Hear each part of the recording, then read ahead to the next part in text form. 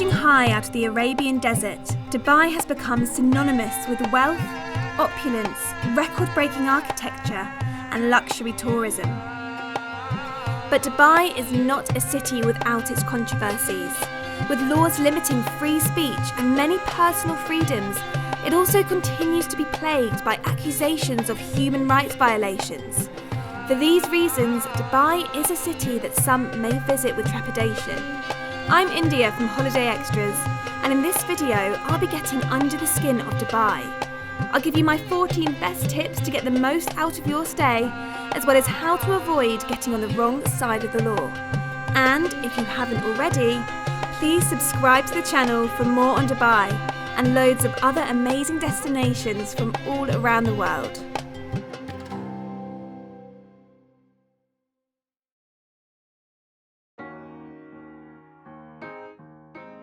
So for my first tip, it's going to be a question you're going to be asking yourself when you land in Dubai, and that's, how do I get to my accommodation? Well, what we did, which I can recommend, is getting an Uber. So Ubers run from the airport. There's even a designated drop-off and pick-up area for Ubers. And we waited no more than 5 minutes for ours. We took about a 20-minute journey, and it cost about 85 dirham, which is about £17. And honestly, it was so easy. Okay, it might not be the cheapest option, but it's certainly the most convenient. Dubai is a city that has been built around the car. Multi-lane highways crisscross the city, and using Uber or local taxi app Careem is generally the quickest way to get around. A walking city, Dubai is not. However, Dubai does actually have some of the cheapest public transport tickets in the world. So if you'd rather save cash than time, then getting the metro can be a good idea. Now, if you're going to be using public transport whilst you're here in Dubai, then I recommend getting a Knoll card. Now, these work in a similar way to how the Oyster card works in London. You simply load it up and then tap in and out as you go, and the money will get deducted accordingly. Now, these are great because they cover all sorts of public transport, from buses, the metro, the train, and a little bonus, you'll also get into some of the parks with it too. Bonus tips when riding the metro. The front carriage is often for women and children only. Eating or chewing gum on the metro is not allowed. There's free Wi-Fi on board, and of course, no smoking.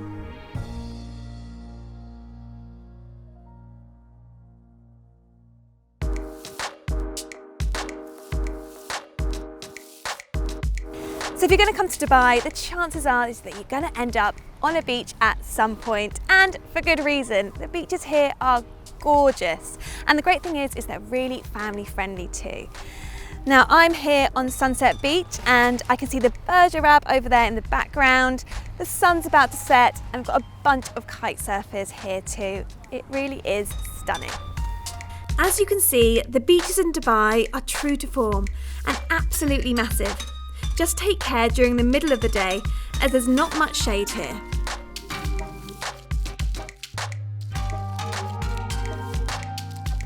So when packing for Dubai, you're going to have to think about what you're going to wear. So the advice given is for both men and women to dress modestly. Now, this can be left up to interpretation, and I myself spent hours Googling what to wear in Dubai because it's just a very grey area. I'd read something that said you needed to really cover up, and then I see pictures of another. So what I decided to go with was to not bring any shorts or skirts above the knee, and to always cover my shoulders. Now, coming here, I have seen women in shorter dresses and skirts, but I think the idea is if you're going to dress like that, you might get some funny looks, and it's just not respectful. So another thing to think about whilst you're coming to Dubai is public displays of affection, or PDA. Now, if you're married, then holding hands with your partner should be just fine, but just don't go kissing each other. If you're not married, however, just keep your hands to yourself. It's just not done here. Now, if you're not married, technically it's against the law to share a bed with your partner or stay in a hotel room. But a lot of the Western hotels have just overlooked that rule now, so you'll be fine to come here if you're not married. Now, another thing to think about is that homosexuality is against the law here, so just keep that in mind.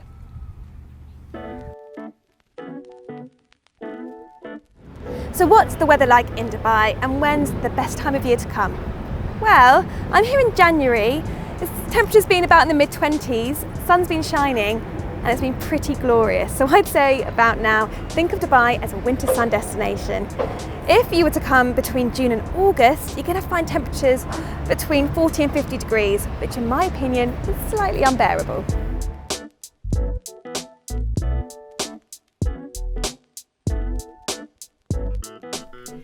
Now, I don't usually like to recommend doing the obvious, as I feel the best way to discover a destination is to meet the locals and stay clear of the tourist traps.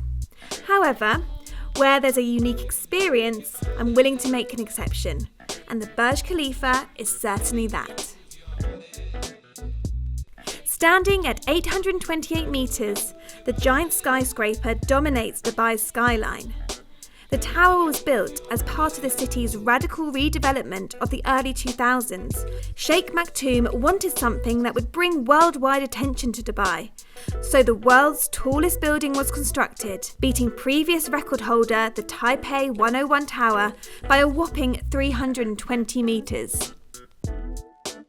As a tourist, you can buy tickets to the Atmosphere restaurant and one of the 3 observation decks on the 124th, 148th and 154th floors respectively, with prices increasing the higher you wish to go. My tip here is to get your tickets in advance. Although I'm usually a fan of spontaneity, it is significantly cheaper to pre-book your tickets online. In my experience, it costs about twice as much to buy on the door. Next up, we're heading into Old Dubai, the food and the souks.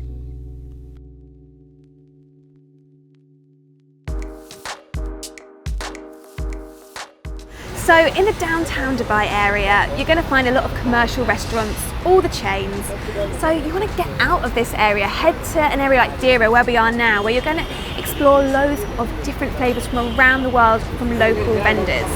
We've just taken a tour with Frying Pan Adventures and it's been amazing. We're here at an Egyptian restaurant right now, just tucked into an Egyptian pizza, which I never knew even existed. And it's been great to just soak up some of the different cultures that are living here in Dubai. And if you want to see more of Dubai's amazing food, then check out our video with Frying Pan Adventures. So before coming to Dubai, it's worth noting the dates of Ramadan. So during this time, a lot of local people will be fasting. And although this doesn't change too much about what's going on in Dubai, restaurants might have different times and a lot of them will be covered up, or there might be division or partition walls up just to respect those who are fasting around you. Now, the biggest thing about Ramadan is that if you're caught eating on the street, you will get fined, or there might even be a worse punishment. So this is really worth noting those dates. You do not want to get into trouble whilst in Dubai, especially just eating on the street. Okay, so these dates do change every year, so you need to double check that. And also, if you want to come to Dubai and go for a little party, you're not going to be able to do it during Ramadan because the clubs will be closed. Staying in Deira, my next tip is to visit the souks. There are lots of souks in Dubai, with some of the most well-known including the Gold Souk, the Spice Souk and the Grand Souk. So one thing I've noticed just walking around these souks is that the sales technique isn't too intense.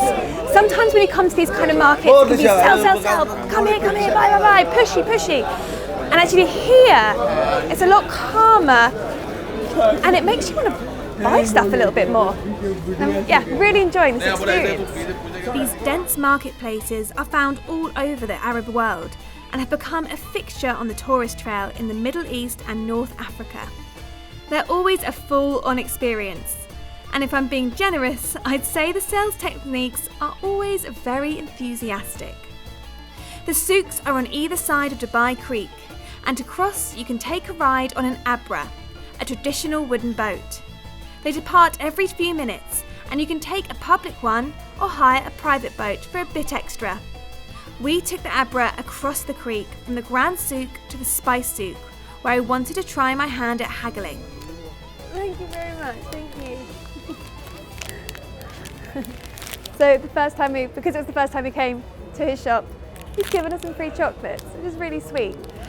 So obviously I was there, I wanted to buy some of the eucalyptus, and I asked him how much. He gave me a first price.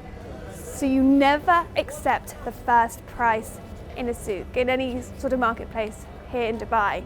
You always have to haggle, and as a tourist, you're probably going to be charged over the odds anyway.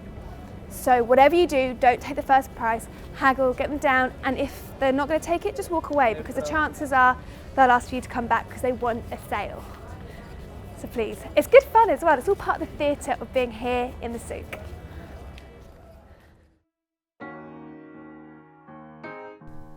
Dubai is a pretty full-on city, so it's good to try and get some time to chill out.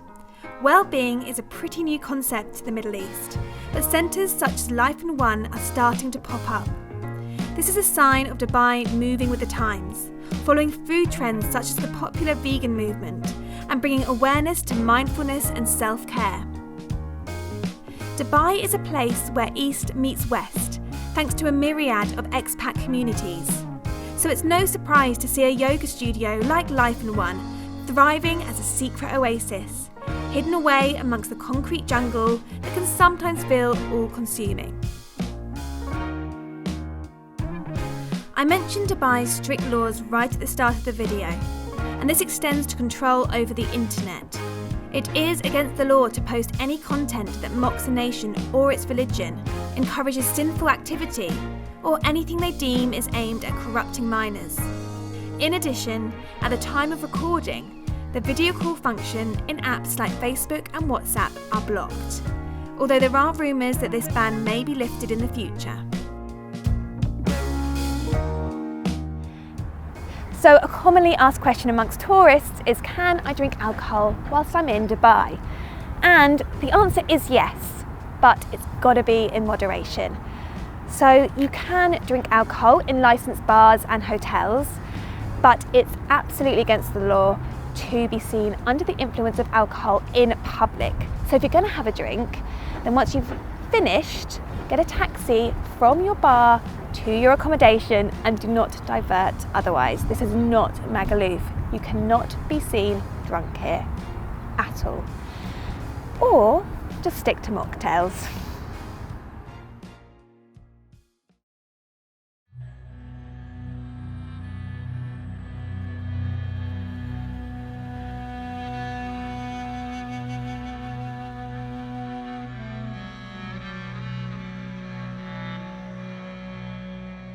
Desert safaris are an incredibly popular activity for tourists in Dubai. A typical safari will combine dune bashing, camel rides, food, drink, and an evening under the night sky. There are lots of companies offering safaris, but my pick is Nara because of their core beliefs of sustainability and authenticity.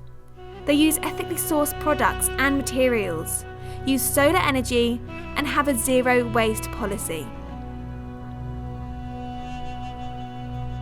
After a 30-minute drive out of Dubai's downtown, our safari started with a camel ride across the Dubai Desert Conservation Reserve before arriving at Nara's Sanara camp. The landscape here is striking. It's amazing just how quickly the city ends and you suddenly feel like you're in the middle of nowhere. At the camp, you're provided with drinks and snacks and plenty of activities. Highlights for me were sandboarding and archery.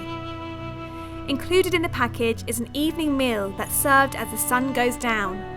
The food here was excellent, some of the absolute best I'd had during my time in Dubai. So this has been pretty special.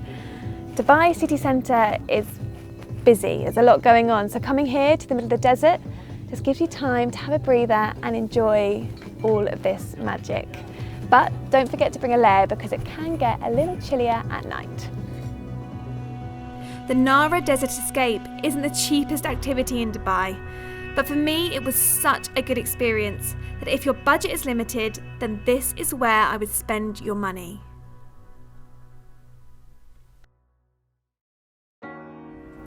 Thanks for watching, and do stay with us because we've got some more really interesting stuff about Dubai. Until then, see you later.